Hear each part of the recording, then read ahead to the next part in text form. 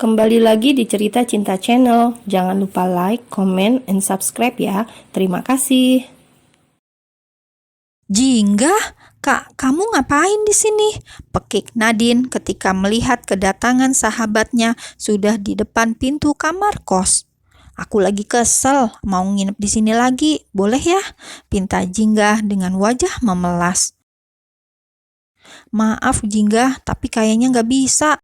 Besok aja gimana? Emang kenapa? Tanya Jingga langsung mengerutkan dahinya menatap Nadine.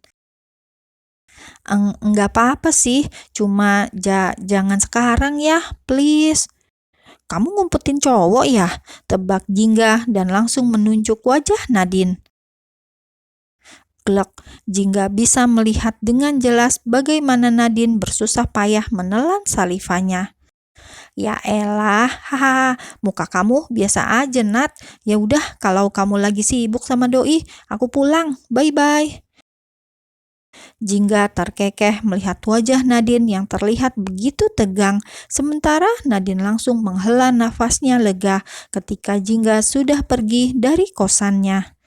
Hampir saja, gumam Nadine, lalu ia segera masuk ke dalam kamar dan menguncinya. Dengan terpaksa, Jingga akhirnya pulang ke rumah karena tidak memiliki pilihan lain. Rumah mewah dan megah yang seharusnya terlihat indah dan nyaman, kini terasa begitu mencengkram untuk seorang Jingga ketika sang ayah tidak berada di rumah. Sebelum masuk ke dalam rumah, ia menarik nafasnya dengan cukup dalam, lalu perlahan ia membuka pintu dan berharap tidak bertemu dengan bundanya. "Kamu dari mana?" Dek. Tubuh Jingga langsung terasa kaku ketika mendengar suara wanita paruh baya yang kini ternyata sudah menunggunya di sofa ruang tamu. Bunda, gumam Jingga terbata. "Kenapa jam segini kamu baru pulang? Kamu gak tahu gimana Bunda khawatir nyariin kamu? Kalau kamu kenapa-kenapa gimana? Ingat sayang, kamu ini anak perempuan, banyak orang jahat di luar sana," ucap Bunda Elsa langsung memeluk tubuh Jingga. "Maaf Bunda, tadi Jingga ke rumah Nadine dulu untuk menanyakan tugas besok," ucap Jingga sedikit gugup. "Nadine?" Bunda langsung mengerutkan dahinya. "Siapa Nadine?" Bunda sudah minum vitamin Bunda?" tanya Jingga sedikit takut. "Vitamin apa? Bunda nggak apa-apa, kenapa harus minum vitamin? Yang seharusnya tanya begitu itu Bunda sayang. Kamu sudah meminum obat dan vitamin kamu? Tanya Bunda tersenyum menatap Jingga. Udah Bunda, Jingga udah minum tadi," jawab Jingga dengan cepat. "Bohong!" teriak Bunda Elsa tiba-tiba yang membuat tubuh Jingga semakin bergetar. "Bunda, Jingga mau ke kamar dulu. Jingga, Bunda sakit!" pekik Jingga yang merasakan sebuah jambakan di rambutnya dari sang bunda. "Kamu belum minum obat sayang. Bunda dari tadi nungguin kamu. Ayo, sekarang kita minum obat kamu dulu. Bunda gak mau kamu kenapa-kenapa. Bunda gak mau kamu tinggal lagi. Bunda gak mau." "Bunda, Jingga gak akan kemana-mana lagi. Jingga gak akan pergi. Lepasin Jingga Bunda," ucap Jingga penuh permohonan. "Biru sayang, nama kamu Biru, bukan Jingga. Oke, jangan buat Bunda khawatir lagi," kata Bunda Elsa begitu lirih. Iya Bunda, Biru nggak akan buat Bunda khawatir lagi. Tolong lepasin rambut Biru Bunda, sakit." Melihat putrinya terisak, sontak Bunda Elsa langsung melepaskan cekalan tangannya dan langsung menatap Jingga dengan tatapan penuh rasa bersalah. "Maafin Bunda sayang, maafin Bunda." Ia langsung memeluk Jingga dan menumpahkan tangis penyesalannya. Sejak kepergian Biru, Bunda Elsa mengalami depresi yang cukup parah dan saat itu dokter baru mengatakan bahwa Elsa tengah hamil dan kehamilan itu sudah memasuki bulan keempat. Itu berarti sejak Biru masih ada, Elsa sudah hamil, hanya saja tidak diketahui. Setelah melahirkan Jingga, keadaan Elsa sudah lebih baik.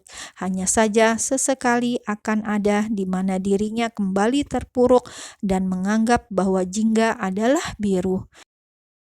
Hal yang membuat Jingga begitu membenci Biru ialah keadaan sang bunda yang terus menganggap dirinya sebagai Biru. Bahkan tak jarang Bunda Elsa memaksa Jingga untuk meminum obat-obatan Biru dulu. Beruntung fisik Jingga jauh lebih kuat dari Biru hingga ia bisa bertahan hingga kini. Sayang, Jingga menggeliatkan tubuhnya ketika merasakan sentuhan lembut di kepalanya. Ia segera membuka mata dan ia bisa melihat bagaimana wajah ayahnya sedang tersenyum. Jingga langsung bangun dan menghambur memeluk sang ayah dengan begitu erat. "Kenapa ayah lama banget pulangnya?" Jingga langsung menangis di pelukan sang ayah. Ya, hanya ayahnya lah yang paling mengertinya dan hanya sang ayah yang bisa menolongnya ketika mendapatkan perlakuan buruk dari bundanya. Sebenarnya bukan perlakuan buruk, siapapun bisa memahami itu. Bunda Elsa sedang sakit dan masih terjebak akan masa lalunya tentang sosok Biru.